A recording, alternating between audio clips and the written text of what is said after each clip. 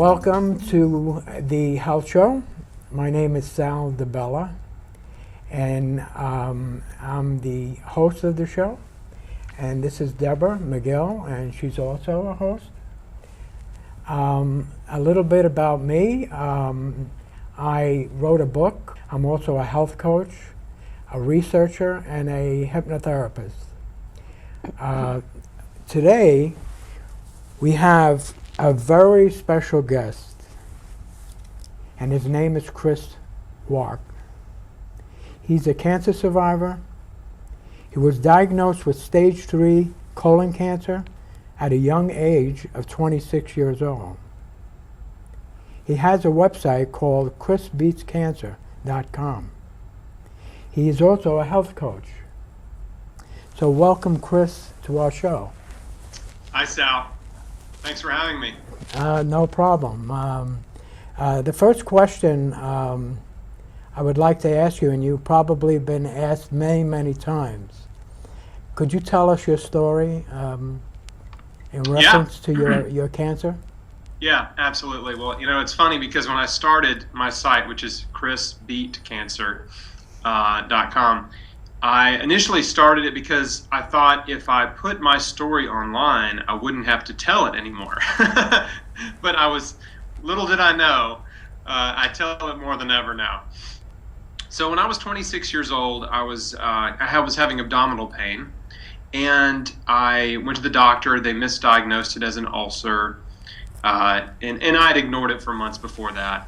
But that didn't help. They gave me some medication that didn't help. Eventually came back, and they referred me to a gastroenterologist, and he did a colonoscopy and found a golf ball sized tumor in my large intestine, in my colon.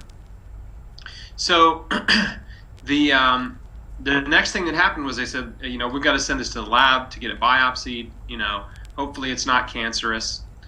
And they took a biopsy, they sent it off to the lab, and they called me just a few days later and said, you have cancer.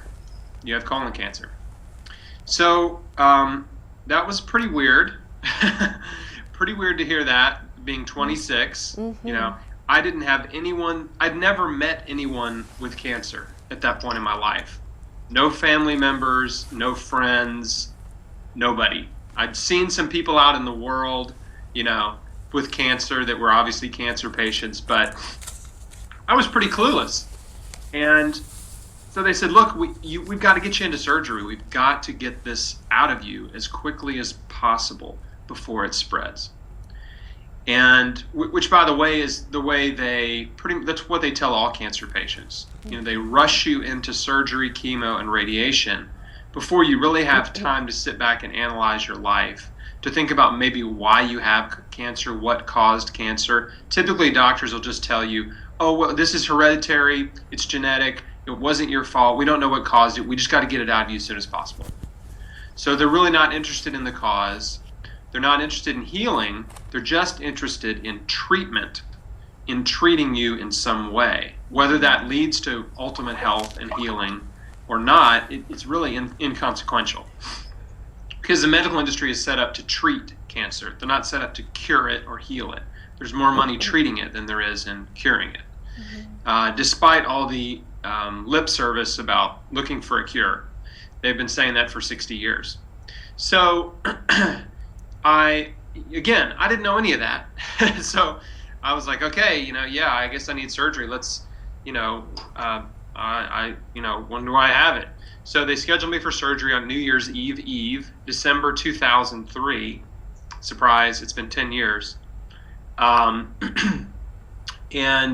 I went in, they took out a third of my large intestine. They told me that they had discovered it was stage 3. It had spread to some lymph nodes. They took out everything they could see, but they said, look, you're going to need 9 to 12 months of chemotherapy because there are probably still cancer cells in your body. We took out the ones we can see, but you can't see. One cancer cell is microscopic. 1 million cancer cells all in one place is basically a 1 millimeter spot. It's tiny. That's 1 million cancer cells. Uh, a centimeter spot is 1 billion cancer cells, okay? They're very tiny. So that's why they recommend chemotherapy, after surgery, because they know that surgery doesn't cure cancer for the vast majority of cancers. They know that those same cancer cells that were in your tumor are also circulating in your blood. They're in your other bones, tissues, organs. They're all over your body. And they're looking for a place to congregate and reproduce, right? They're looking for permissive terrain. And if you don't change your terrain, if you don't change the environment in which cancer cells can thrive in your body, right, then you can expect to grow more tumors. So the whole point of chemotherapy is they're trying to kill all these microscopic cancer cells that are circulating around, because they know it's very, very likely the tumor is going to come back. Cancer is not really a tumor problem. It's a body problem. You're sick because you have cancer. That is basically a misunderstood idea.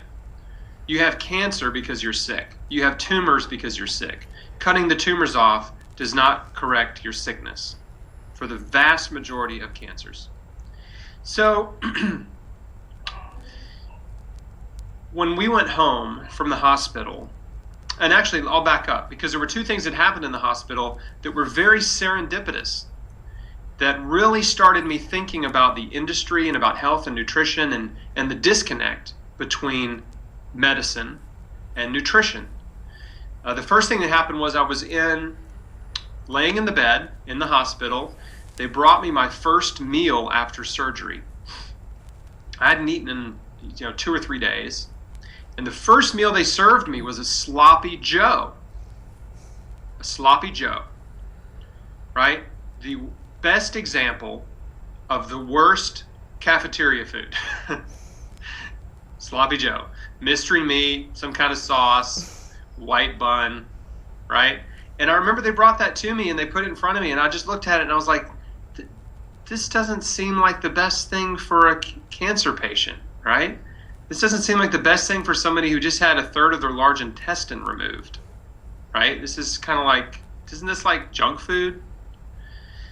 And, but I was starving, so I did eat some of it. But that was a red flag, right? The next thing that happened was, a day or so later, it was time to check out of the hospital. The surgeon came by to check on me, and I asked him, are there any foods I need to avoid or whatever? Because, I was just didn't want to like screw anything up down there. I had all these stitches in my body and my abdomen, and my guts were stitched together. I mean, who knows what it looked like, right?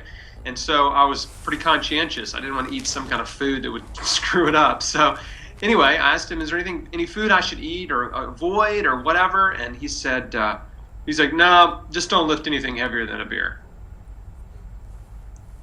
That was it.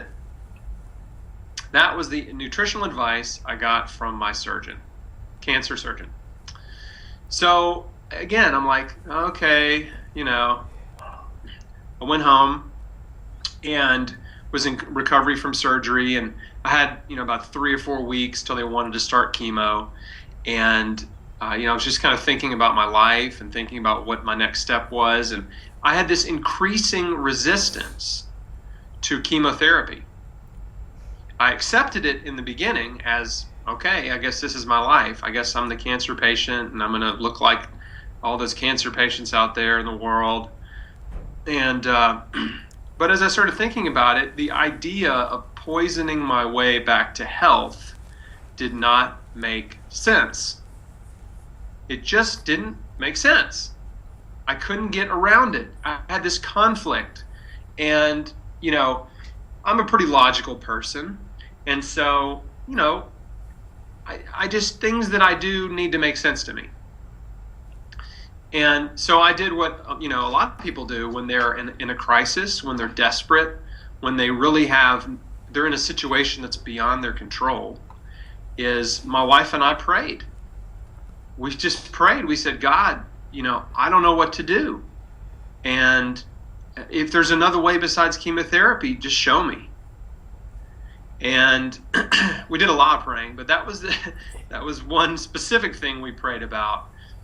And 2 days later, I got a package on my doorstep that was mailed to me from a man in Alaska. And I live in Tennessee, never met this man, but he knew my dad. And my dad had told him that I had cancer, and he sent me a book. And this book was called God's Way to Ultimate Health. Now, I prayed and asked God for another way besides chemotherapy. I got this book called God's Way to Ultimate Health. So I'm like, okay, I guess maybe I should read this book. Started reading it, and I learned in the first chapter that the man who wrote it was diagnosed with colon cancer back in the 1970s, and he did not have surgery, chemo, or radiation. He radically changed his diet, started juicing and eating tons of raw food, a diet that was strictly raw fruits and vegetables, seeds and nuts, and his body healed. And as soon as I read his story, I knew this was an answer to prayer. It was patently obvious to me. This is what I asked for. It's like, give me another way. And he gave me another option besides chemotherapy. Now, really all it takes sometimes is just one person, one story to understand and to believe that it's possible, right? That something is possible, that healing is possible in my case. And I thought to myself, if he did it, if his body healed by changing his diet dramatically, then maybe my body will heal.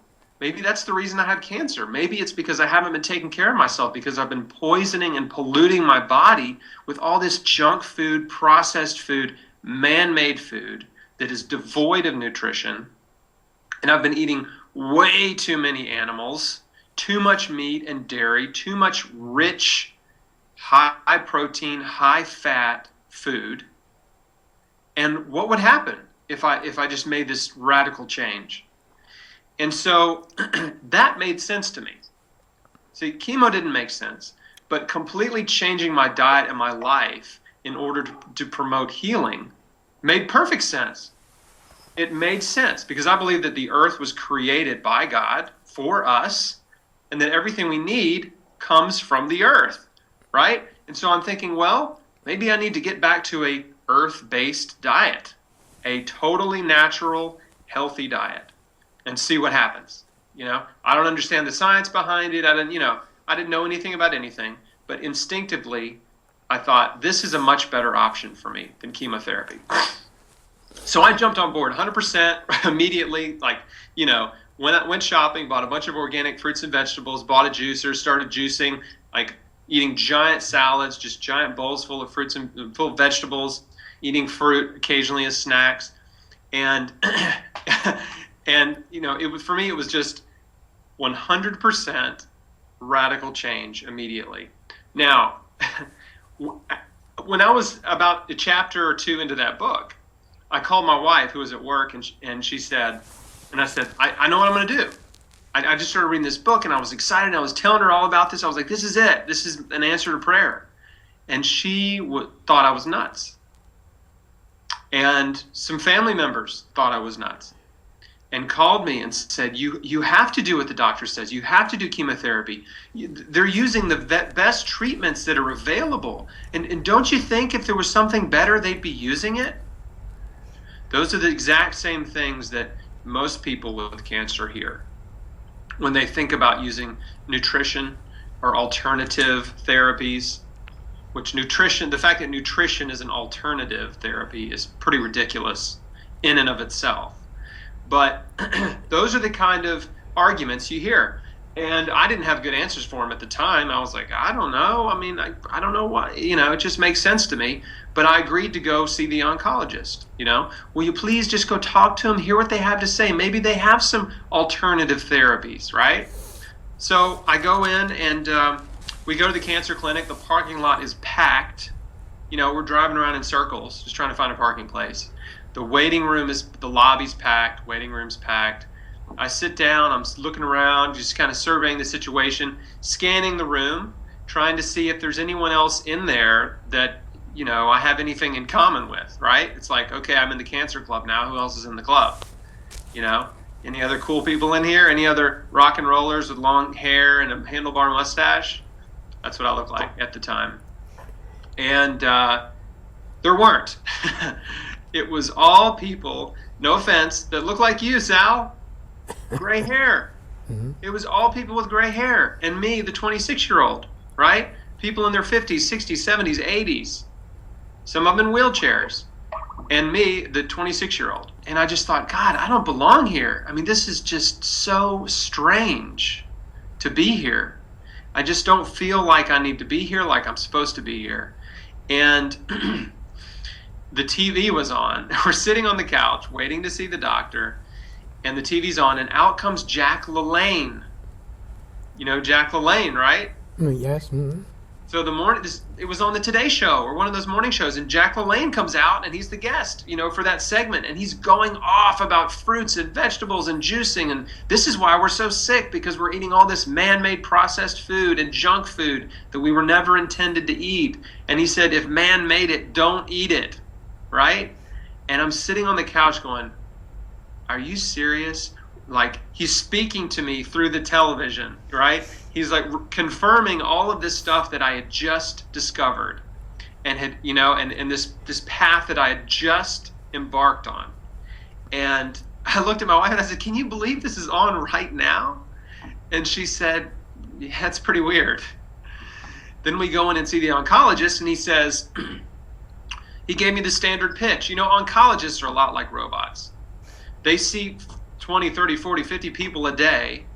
And when you see that many people a day, you become very robotic. You just tell them this. Every patient gets basically the same thing. You take like 2 minutes to look at their chart. Oh, okay, what kind of cancer? All right. You look up which kind of chemo they're going to get. Okay. And then you go in there and you just tell them, here's the deal. Here's your cancer. This is the kind of chemo you need. And so he gave me the standard pitch. He said, you've got about a 60% chance of living 5 years, that's the statistic for all cancer. If you take every cancer, every age group, male, female, young and old, and lump them into one group and average it, then a cancer patient has a 60% chance, basically, of living 5 years.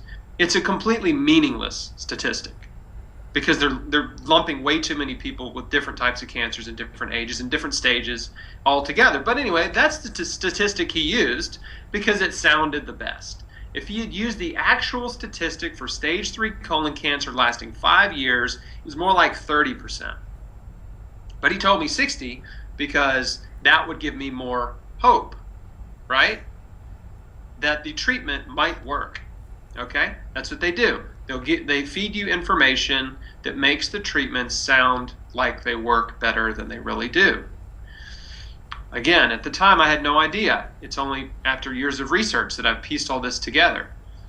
I asked him about were there any alternative therapies available? He said, no, there are none. If you don't do chemotherapy, you're insane. That's what I got. I asked him about raw food. He said, no, you can't do raw food. It'll fight the chemo. Okay, that actually sounds pretty good. It's a powerful diet. Raw food, they don't want you to do raw food when you're on chemotherapy. One, because it's a low-calorie diet, and they want you to eat a bunch of junk food. They want you to eat as many calories as possible. They tell cancer patients to go home and eat ice cream and pizza and whatever they want. And they don't want you to take supplements either. They don't want you, that's right. They go home and eat whatever you want. Go get Wendy's Frosties and whatever. And it's, eat all the comfort food you want because chemo is so hard that you shouldn't be deprived of your favorite foods, right? It's the worst advice you can give a cancer patient is go home and eat whatever you want. Eating whatever you want is what you got you there in the first place. So I don't remember anything else he told me, beside what I just told you, because the rest of it was just a blur. He basically manipulated me with so much fear that when I left his office, I stopped at the desk and made an appointment to have a port put in to start chemotherapy in about a week. And I went in there confident. I knew what I was going to do, no problem, and I left terrified. My wife and I walked out in the parking lot, sat in her car, and held hands and cried and prayed. We were very afraid. We went home, and within a day or two, I had kind of gotten back to my senses. Kind of gotten back on course. I didn't, I stayed on the diet, but I just was thinking about everything, and I just realized that, I have a choice here. I have a choice. I asked for an alternative way, and I got it. Now I have to choose. I can go that way, or I can go the conventional way. And that was very, very difficult. It's very difficult because there's so much pressure, emotional, social, peer pressure, family members, friends, doctors. There's so much pressure to follow the prescribed path. Do not deviate from the path. And they scare the hell out of you also, saying That's that right. if you don't get this, you're going to die. That's right. Fear is the Right. greatest motivator. And you're exactly right. That was what they used to convince me to do chemotherapy. If you don't do this, you're going to die, and you have no other options. Right. That's what they're telling cancer patients. To interrupt you for a second, there's a lot of doctors really don't know, just like you didn't know, and I didn't know many, many, many years ago, that about food, about what not to eat, what you should eat. A lot of doctors truly don't know. They go by what they learned, and that's it. That's all they know. Yes. Well, it's a reflection of the medical industry, which is essentially funded and controlled by the pharmaceutical industry. So a doctor goes through med school. The pharmaceutical industry is feeding them the whole time. They're giving them, their free stethoscope, their lab coats, steak dinners, whatever. They're writing the textbooks, and they're teaching them how to prescribe drugs and perform surgical procedures and use radiation equipment. Okay? Another thing That's all they're learning. Another thing I learned through my research was doctors make a tremendous amount of money from chemotherapy. What happens? They buy the chemotherapy, say for like $1,500, and they'll sell it to you and give it to you, that one unit, for $6,500. So so it's worthwhile for them to give you this chemotherapy That's because right. they make a fortune. They make as much as 2/3 of their income from the profit off of chemotherapy drugs. As much as 2/3, like 66% of their income is drug profit, which, by the way, that's the only segment, I'm sure you know this, that's the only segment of the medical industry where doctors are allowed to profit off the drugs they prescribe you. Mm-hmm. No other doctor is allowed to do that except for cancer doctors. Mm-hmm. It's a very strange conflict of interest business model. It violates medical ethics in any other segment of medicine, but for some reason in cancer treatment it's okay, which doesn't make any sense. But back to what you said earlier, you can't fault doctors. You really can't. They're good people, most of them. There's some bad ones, but there's good ones too. But they're not trained in nutrition. It's not part of med school. It is not a part of it. And so nutritional therapy, lifestyle medicine, nutritional medicine, all of this huge body of scientific research on nutrition is ignored because med school is all about training doctors how to prescribe drugs and training them how to perform surgical procedures and use medical diagnostic equipment, etc. And if I could That's where the money is. So basically, that was for me. I didn't go back. I never went back to the oncologist. Mm-hmm. I was a no-show for my port, did not get the port put in, of course, didn't go to chemo, and they sent me a certified letter. They called my house. They're trying to cover cover themselves, cover their liability, in case I died. They're trying to make sure they did everything they could to talk me into chemotherapy, right? But I just stuck with the plan. I was juicing about 64 ounces of vegetable juice every day. Carrot, beet, celery, little ginger root. That was my standard formula. I was eating giant salads full of what we know now as the most potent anti-cancer vegetables. I was eating spinach, broccoli, cauliflower, kale, cabbage, red onions, mushrooms, red, yellow, green peppers, right? Avocado, almonds, walnuts, like just throw it all in a bowl with olive oil and apple cider vinegar. And then I would top it off with garlic powder, cayenne pepper, oregano, and turmeric. I mean, this is the giant cancer fighting salad.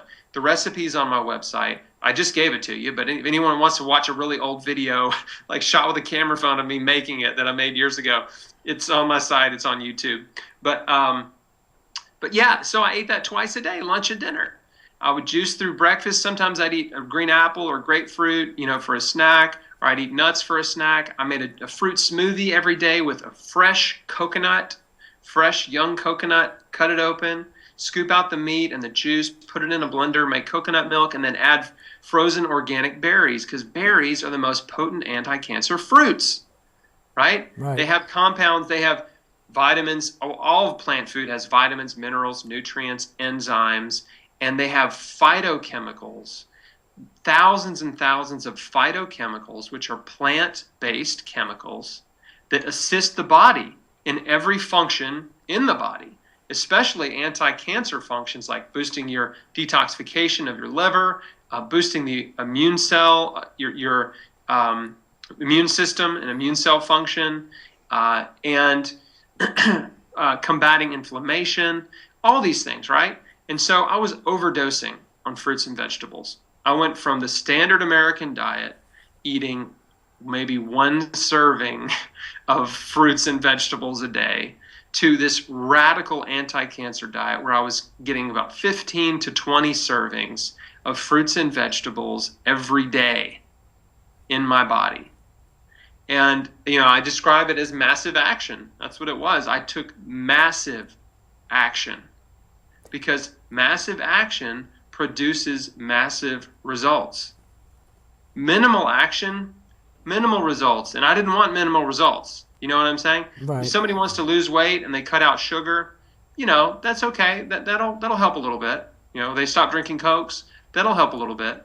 But if you really want to radically transform your health, you have to take massive action. And so I found a naturopath in Memphis, started working with him. He modified my diet a little bit, helped me with that. He had me on lots of different supplementation, nutraceuticals, herbal formulas, etc. And he connected me with an integrative oncologist named, it's the late Dr. Roy Page in Memphis, who did vitamin C IVs for me, checked my blood work, ordered a few scans over a couple of years, and my health just got better and better and better. And here I am 10 years later. I have destroyed the odds, destroyed them. The odds of me living 10 years with a stage 3C cancer diagnosis is like 18%, right? Right. Mm-hmm. That's just being alive, not even cancer-free, right? And I'm in the best shape of my life. You look like you're in the best shape of your life. Well, I have a question for you. And then I have a question. Yeah, we have a few questions. No questions. Now, the first question is, when you, after the operation, and you found out about the raw foods and started taking raw foods, what type of supplements did you take? Yeah, so I took a lot of supplements. I took everything I could find and afford. But just to run through some basics, I took probiotics. I took a mushroom supplement, Garden of Life RM10. I took a lot of Garden of Life supplements at that time. They were one of the few whole food organic supplement brands that were pretty easy to come by in 2004. But I took Primal Defense, which is a probiotic they make. I took RM10, which is a mushroom immune formula. Perfect Food, which is a greens powder. I was on several herbal formulations from my naturopath. One of them was similar to the Hoxie formula, if you've heard of that. I took enzymes, proteolytic pancreatic enzymes. I took vitamin C. I took vitamin D. There's a lot. I took a lot of stuff. I'm trying to remember. I took, like oil of oregano. I took basically a glyconutritional product that was made from mannose, which mannose is a plant sugar derived from aloe vera. Aloe vera is, and I drank aloe vera juice as well. Aloe vera is incredible for your body, and it has a very unique polysaccharide called mannose that it enhances your cell-to-cell communication in your body. I mean, it's critical for cell-to-cell communication, and so that I think that was a very, very beneficial supplement to take. Another question: did you receive the book, my book that I sent you? Mm-hmm. Yes. Okay. Thank you. I don't know if you read. It yet. I've only had it for like a day. Okay. So. Well, there's a lot of material in there, but you'll read in the book that my wife has had polyps for about 13 years. We lived in New York and we just moved to Massachusetts. She had polyps for about 13 years, anywhere from 3 to 13 polyps. And what happened with that was the last year, about 2 years ago, we went to a hospital in Boston, and she had like 3 or 4 more polyps again, and most of the time, a good amount of them were the cancerous type of polyps. So now I did a lot of research, and I said, you know what? I said, you're going to have to start with turmeric. So she started right after we came out of the colonoscopy, taking 2 turmeric a day for the full year, right? So she didn't change her eating habits or anything like that, but she just had the turmeric, the 2 capsules a day. So now what happened was, when she went back at the end of the year, right? She went back at the end of the year, and they did the colonoscopy, and you know what? They didn't find no polyps, right? So what does that tell? What does that tell? What does that tell you? That tells you that in 13 years she had from 3 to 13 polyps, and it's every year. So now she took the only thing she did different. She didn't change eating habits, nothing. Well, she eats salads, a lot of salads anyway. But she took the 2 turmeric a day, and it was gone. So now, when I seen the doctor and he says, you're clean, there's nothing. You don't have to come back for 5 years. So I says, well, you know what did it? So he said, what? I said, turmeric. So he looked at me and he didn't answer me, because if more people knew that you can get rid of polyps with turmeric, which is unbelievable, there would be less, that's what I have in my book, there'd be less colon cancers. Yeah, that is so wonderful. That makes me so happy to hear that. And a lot of people don't know, but turmeric has a very, very potent anti-cancer compound in it called curcumin. And curcumin has been shown in study after study after study to have anti-tumor, anti-cancer properties. And it's something like 30% as strong as cisplatin, which is a chemo drug. Like something like that. And I might be a little bit wrong on the percentage, like maybe 20 or 30%, somewhere around there. You can Google it. As potent as cisplatin, which is a highly toxic chemotherapy drug. Yes. Well, and turmeric doesn't destroy, it doesn't poison the rest of your body. Right. Supposedly, in my research, it shows that it turns on the good switches and turns off the cancer switches. Right. Yeah. Yeah. Deborah here has a few questions. I don't want to cut her off. She has a few questions that she would like to ask you. Okay. Well, I have actually, Chris, a comment and a question. The comment regards this gentleman, Reverend Malcolmus, who was the author of God's Way to Ultimate Health. I've actually had the privilege of hearing him speak in person, and I believe this man is now in his 70s, and has been cancer-free for over 30 years. Is that correct? That's right. With this original diagnosis back in his 30s of advanced stage colon cancer. So I just wanted to bring that point out as well. Yes, he's still alive. Yes. Still alive and kicking. Yes, and the interesting thing about him was he brought out the point that a lot of people think that a plant-based diet will not build muscle mass. And he flexed his muscles just to show us that it does build muscle mass, which is also very interesting. Have you found it has helped build muscle mass? Oh, absolutely. Well, the misconception about a plant-based diet, and by the way, I'm not a vegan, and I'm not a vegetarian, but I eat a plant-rich diet. I eat tons of plants, and the majority of my diet is plant food. About 90% of my diet is plant food. But what people don't understand is that amino acids are the building blocks of protein. And amino acids are in everything. They're in fruits and vegetables, seeds, nuts, and of course they're in meat. Now they're in much higher concentrations in meat, but they exist in plant food.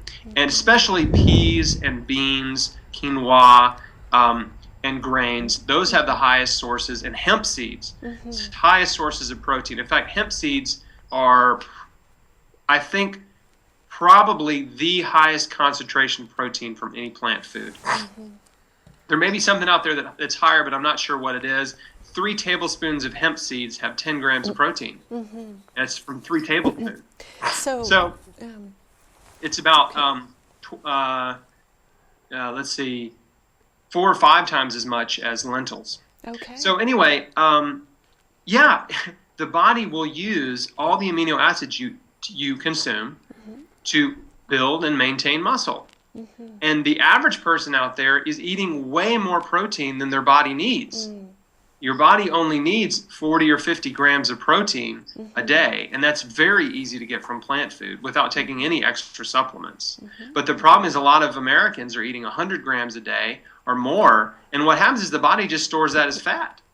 When you eat more protein than your body needs, it's going to convert it to fat and store it as fat. It doesn't store it as protein. So if you eat too much protein, too much fat, too much carbs, it's going to store them as fat, especially when you're eating too much of all 3.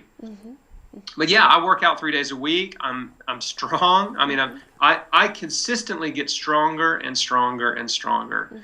And the majority of food I eat is plant food from the earth.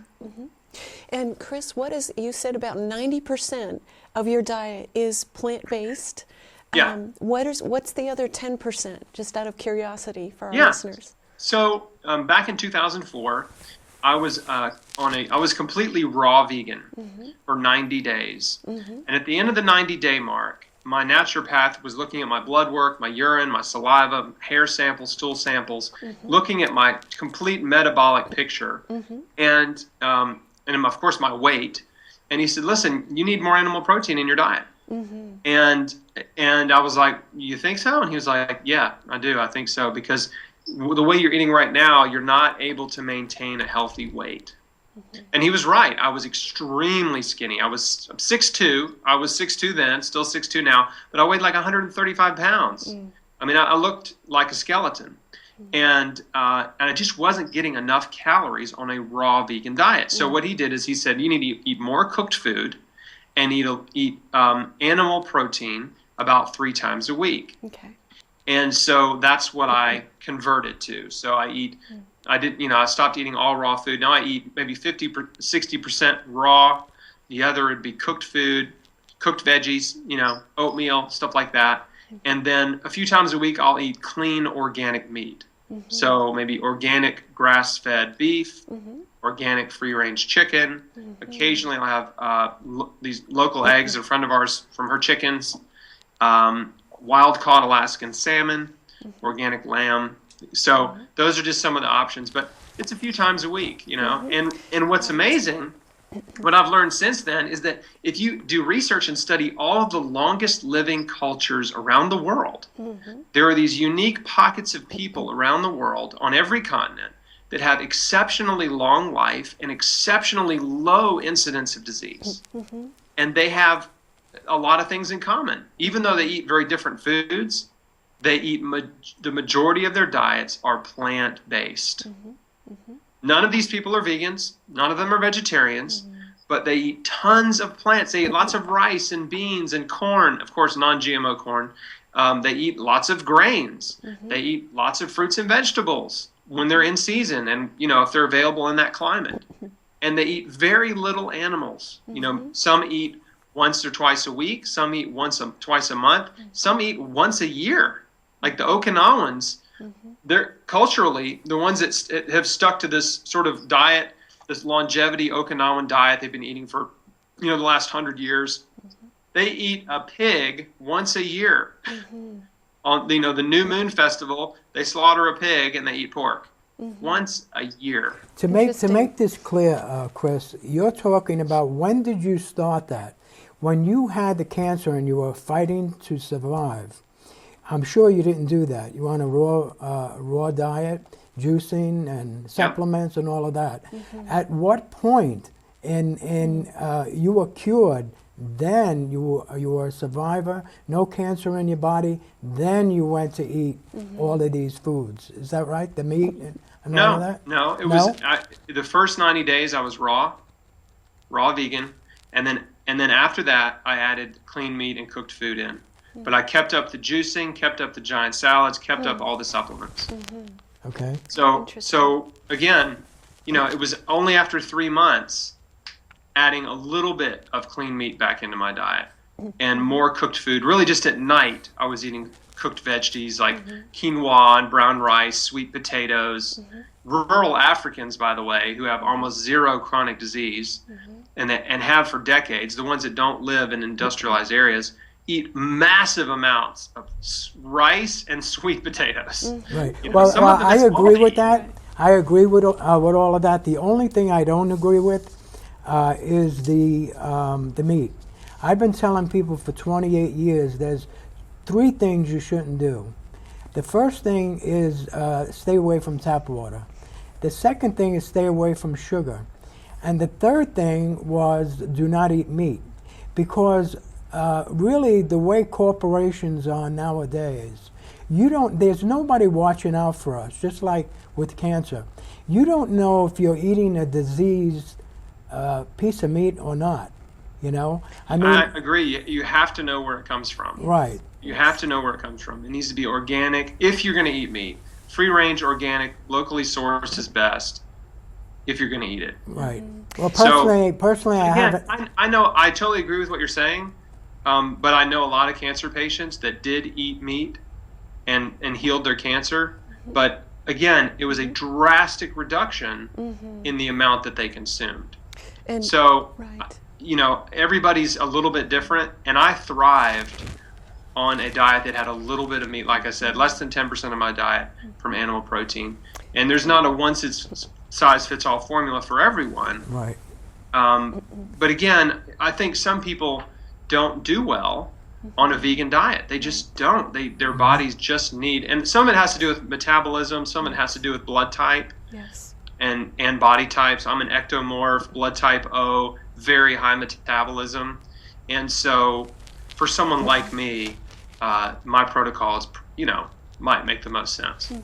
And what you're referring to, Chris, is interesting because in the diets you've been describing, they're very similar to what we might consider a Native American diet, a hunter-gatherer diet.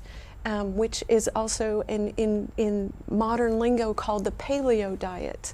There's paleo cookbooks out and so much information on the paleo hunter-gatherer type of eating lifestyle. But what's interesting is Native Americans never developed modern diseases like diabetes and other similar chronic diseases until they gave up that way of eating and adopted the fast food way of eating. That's right. Sure, and processed sugar, processed white sugar and white flour are the 2 main, killers. And then, of course, commercially processed meat and dairy. And then here comes everything else, all the other packaged foods. Yeah, absolutely. And they've done epidemiological studies all over the world. And any place where the Western diet has infiltrated, where they have nutrition data, disease, lifestyle, dietary, disease data and death rate data before and after the Western diet has infiltrated, you just see it. It completely destroys the health of a community of people. And, that's where the truth is. The truth is in studying the people that have almost zero chronic diseases and longer lifespans. That's the key to long life, is you study the people that are doing it, and not just some random guy here and there, but population groups, where they're all eating roughly the same diets, they're living the same lifestyles. You know what I mean? Yes. Dr. Dennis Burkitt, who is famous for discovering Burkitt's lymphoma, was an one-eyed Irish surgeon who served in World War II in Africa, and was a surgeon there even after the war for several decades. And he was basically the one who discovered dietary fiber and published many, many papers, over 20 papers, on the diets of rural Africans. And the fact that they ate this really, really high fiber diet, and they didn't have cancer, they didn't have heart disease, they didn't have Crohn's disease, they didn't have ulcers, they didn't have hemorrhoids, heart disease, none of those. Zero. All across rural Africa. And he surveyed hundreds of hospitals, doctors in hundreds of hospitals, and they were basically saying, yeah, we're not seeing any of those diseases here. They were just seeing people that were, hurt themselves, injuries, and infectious disease like malaria. And what was the difference? The difference was their diet. They were eating mostly plants, tons of rice, tons of sweet potatoes, very little dairy, and very little meat. And I just had one more question to ask you, but before I do, I couldn't help but notice the "Eat Organic" words in the background on your cabinet. There. Love that. Yeah. And I'm curious, at the point when you were taking so many supplements, I'm guessing you were probably taking, 50 to 100 capsules or pills a day. Yeah, that's about right. And how did you help your liver process all that? Because over time, that would probably, potentially even give you an inflamed liver, just from being able to process and handle all that. But did the raw juices help your liver process I believe they did. all those supplements? I believe they did. And you're right. Is it possible to overdo it on supplements even though they're natural? Yeah, I think it is, because, again, everything you eat has to be processed by your liver. And, of course, some of those supplements I was taking were specifically for liver detoxification. Okay. And the raw food diet and juicing promotes liver detoxification. But so, it all worked together. But, having said all that, do I know which supplements actually really helped me? I have no idea. I have no idea. I just took everything I could find and afford that made sense, that maybe it would help. It's not going to hurt me. Maybe it'll help. Yeah, I'll take it. Yeah, Chris, Deborah here, I've been helping her for about a year and a half. I met her about a year and a half ago. And she had also ovarian cancer in the 3rd stage, right? And she is going through, a lot of different treatments now that she's taking, and supplements and raw foods, all that we just spoke about. Yeah, she's doing that all now, and I think for a while she was taking the intravenous, was it vitamin C, and then she was taking intravenous the detox. That was the glutathione, and yes, I did that as well. And the intravenous baking soda, sodium bicarbonate. Sodium bicarbonate. Yes. And at a time, she had, big problems where she had to go to a hospital for the detox, that it was so bad. So Yeah, that's not uncommon. Did you experience any of that? I did not, but it is not uncommon for certain patients to have a detoxification overload. Yes. It's where it's too much too fast. Yes. and it can overload the liver, which is, I'm assuming, of course, that's why you brought up that question. Right. And so, coffee enemas are a very, very powerful liver detoxification protocol that are used all over the world in integrative clinics, and they can be very helpful. But yeah, it is possible. And that's why they use them in the Gerson therapy too, because when you convert to a raw food diet, tons of juicing, your body really starts to detox very quickly. But your liver's got to be able to what happens is, your liver has two phases. The first phase is like the trash can, right? So all the toxins are filtered through the liver and they're collected in phase 1.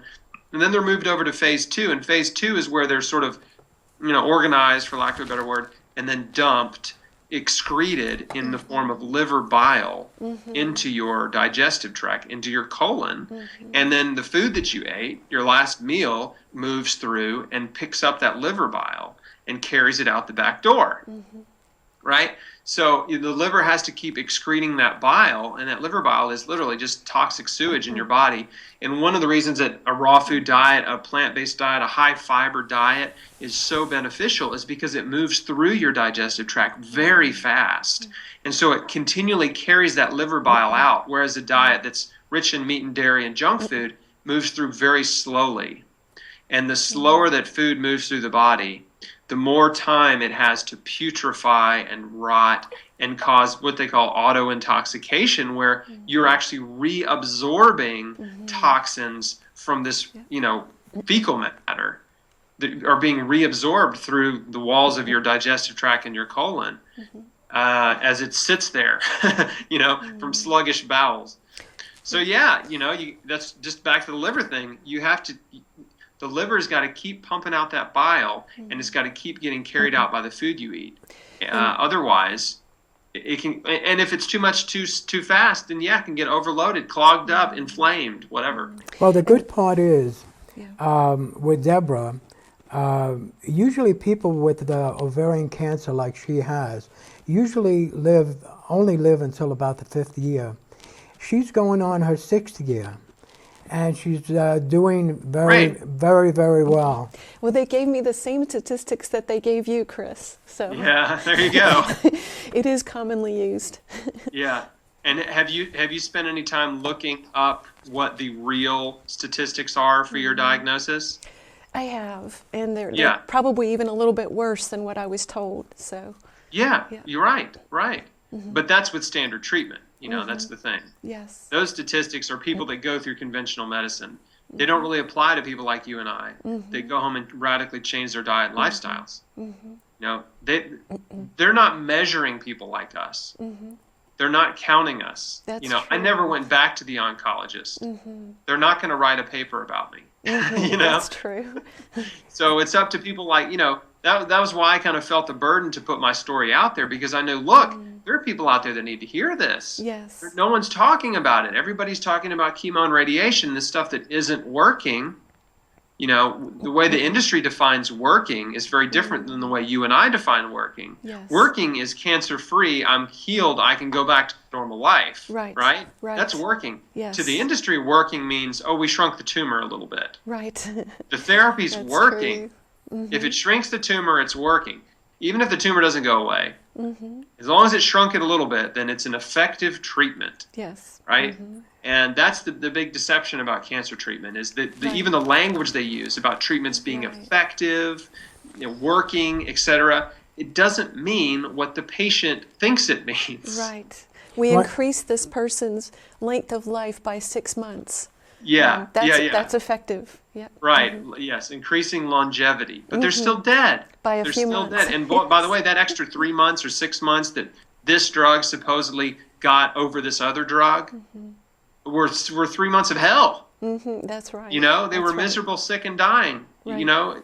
So when you really, really drill in and look at the real data, look at the survival statistics, look at the efficacy of these drugs, it's dismal. I mean, cancer patients have a false hope, and they're really hoping for a medical miracle. That was actually one of the points I wanted to follow up on earlier that you made, is that so many people, when they face a cancer diagnosis, which is frightening, extremely frightening in itself and paralyzing, they go in very uninformed. Yes. I mean, I don't know what percentage of people would you guess goes in completely uninformed, like you did, like I did, not knowing that you have 99%. right, that you have other options besides what's being offered to you Yeah. in the oncologist's office. Hopefully, Yes. thanks to us, people like us, and this is Right. what my mission, is to Right. inform people before they're diagnosed. Yes. Friends and family, and the ones end up with a diagnosis. That Right. I just keep putting this information out there, Right. and for people, so that if in fact they or their friends or family are diagnosed, they have a little bit of a reference point and a Right. little bit of a foundation of nutrition education and research Right. and evidence that they're like, wait a second. This is what Chris said. This is what would happen when we go into the oncologist office, Right. and then it does. And they're like, okay, well, if he said that would happen, maybe he's right about some of the other stuff too. Maybe he's right about nutrition. Maybe he's right about the body being able to heal. That cancer is a healable disease. It's not about a cure, just about healing, right? Just about healing. I have a quick story for you. What happened with me, I had a little scare with prostate cancer, and my PSA went up pretty high. So living in Boston here, I figured, well, let me go to the top hospital here in Boston. This is before I learned a lot about what I know today. I mean, I knew some, but I didn't know as much as I know today. So anyway, I went there, and he took a urine test, and he did the digital exam and examined me, really seemed like an intelligent person. And he said to me, well, you have to go for a needle biopsy. So I said to him, I said, okay. I said, let me think about it, and I'll come back and let you know, or call you and let you know. So with that, I went to get a second opinion from another doctor, okay? And he basically said the same thing, you need a needle biopsy. So then I went to a third doctor, and this time I brought information with me that he couldn't refute. So he said to me, he gave me the digital exam again, and he says, I think I feel something, but he says, I'm not sure. I said, it's a funny thing. Two other doctors did the same test. They didn't feel anything, but you felt something. You thought you felt something. So he said, yeah, but I'm not sure. So I said, well, what do you suggest? So he said, a needle biopsy. I said, a needle biopsy. I said, no, I wouldn't take a needle biopsy. So he said, why? I said, because it spreads cancer. So he says, I've been doing this for many, many years. He says, I never heard that it spreads cancer. So he said, how are you going to find out whether you have cancer or not? So I said, there's a new MRI called a 3.0 Tesla MRI that you can find if you have cancer anywhere in your body. So he says, you can't tell if you have cancer with an MRI. So I says, okay. So I showed him proof. I brought proof with me. So he looked at it from other doctors talking about that they can find any kind, the smallest tumor in your body with an MRI. So he said to me, well, why don't you go there, with a smile? So I said, okay, give me a referral and I'll go get the MRI. So he says to me, no, I'm not going to do that. So I said, okay. So the wind-up was I had a urinary tract infection, okay? So what is unbelievable, the first doctor... So you had a little bit of swelling. Right. The first doctor looked at the urine, and he said it looks pretty clear to me, and he never sent it out. The second guy never took one. The third guy did take one, and he found out I had this urinary tract infection. So I go back and I take the antibiotics to get rid of it. And I went back there, and meanwhile, what I was doing, I started the Budwick protocol, okay? I started doing that, and I started eating, raw vegetables and a lot of different things that we just spoke about. And I went back finally after about 2-3 weeks, and he says to me, we can do an MRI on you. I spoke to different doctors. Yes, we can do an MRI. So what happened was I went back for the MRI, and the technician giving me the MRI, he said to me, "Did you get a needle biopsy?" I said, "No, I didn't get. I don't believe in needle biopsy." He says to me, "Well, you should be an advocate on this, because this is the way really it should be done, because if there is a tumor there, you could find where it is instead of putting all kinds of needles in there, so you know exactly where it is," right? So with that, he did the MRI.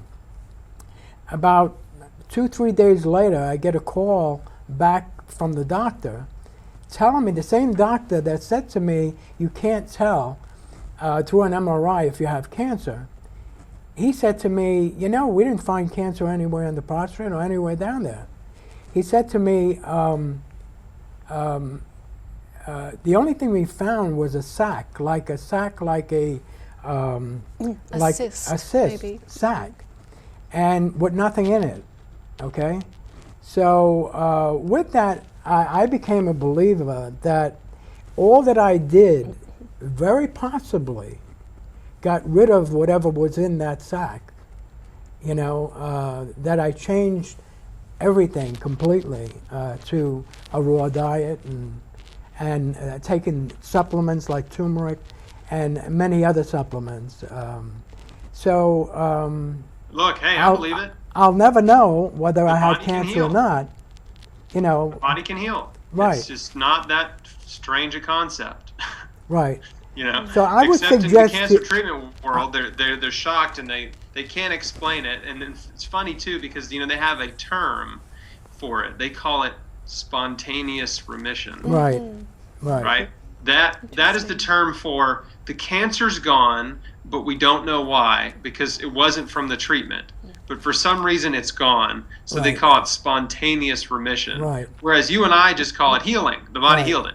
Right. So you being a healing coach, I'm a healing coach also. How do you convince people that there are other ways, like we spoke about? You don't.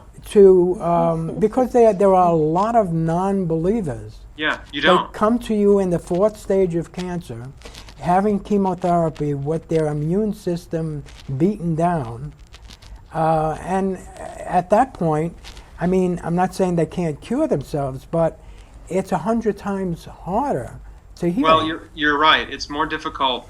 It's more difficult after chemotherapy, after radiation, after multiple surgeries. When somebody is terminal, they've gone all the way down the conveyor belt, and they've been dropped off at the end, sent home to die. Right? Mm-hmm. They're in a very difficult position, right? Because their bodies have been brutalized and ravaged, and they may be past the point of no return, health-wise. They may be, but some aren't, and there's really no way to tell who is and who isn't. And so anybody out there listening that's terminal, you have to try. The body can heal, and you have to pull out all the stops if you want to live.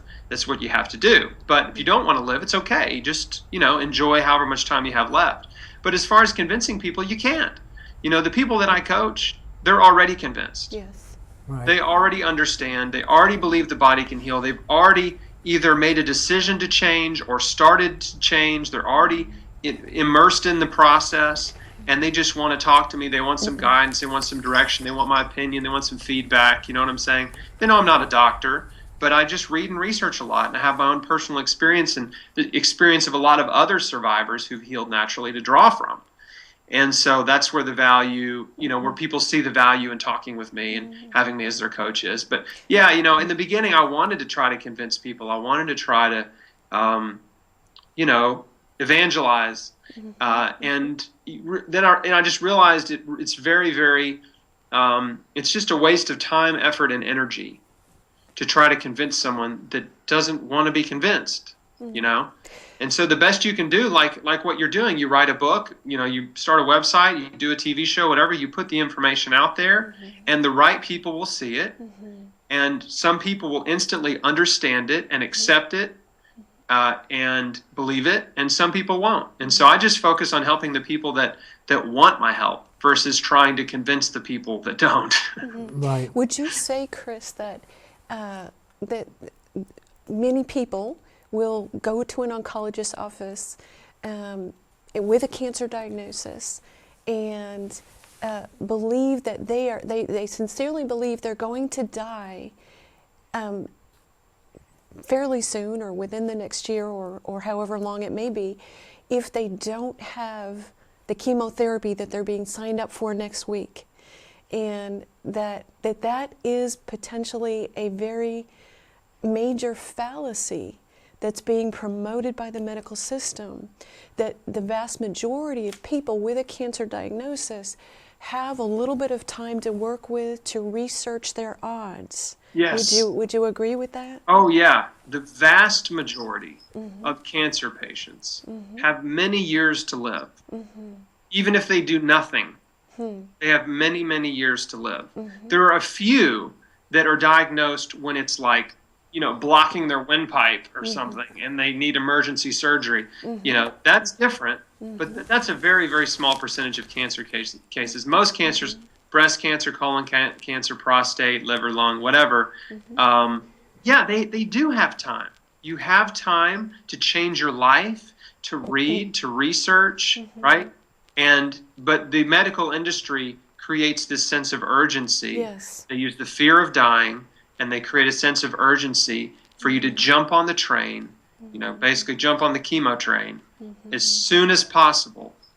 And, again, that's the way they make money. They make money treating cancer patients. They want you as a patient because that's how they make a lot of money.